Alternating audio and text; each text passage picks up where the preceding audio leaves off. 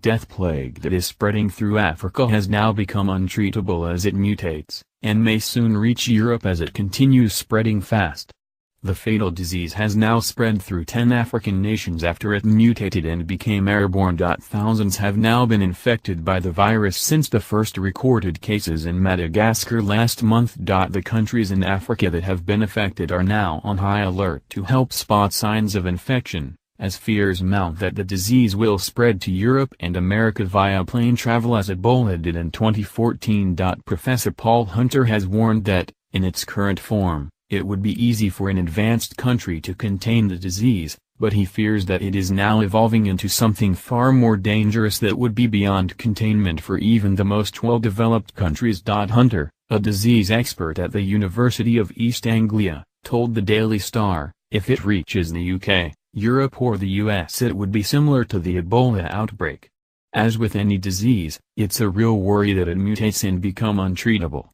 Daily Mail reports, in total 2,000 people have been infected and 143 killed during the current outbreak in Madagascar, which is the country's worst for 50 years. The majority of those cases have been the pneumonic plague, a more deadly form of the bubonic plague which devastated Europe's population in the 1300s. While the bubonic plague is spread through the bites of infected fleas, pneumonic plague is spread through the air, usually by coughing.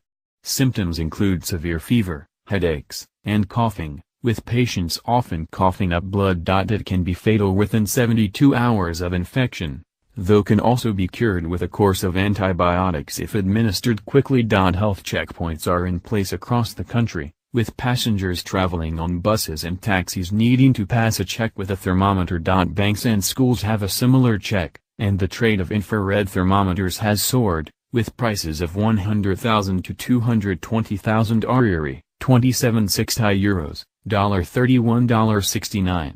Schools and universities have been closed with a ban issued on public gatherings. The current outbreak is unusual as it has affected urban areas, increasing the risk of transmission, according to the World Health Organization.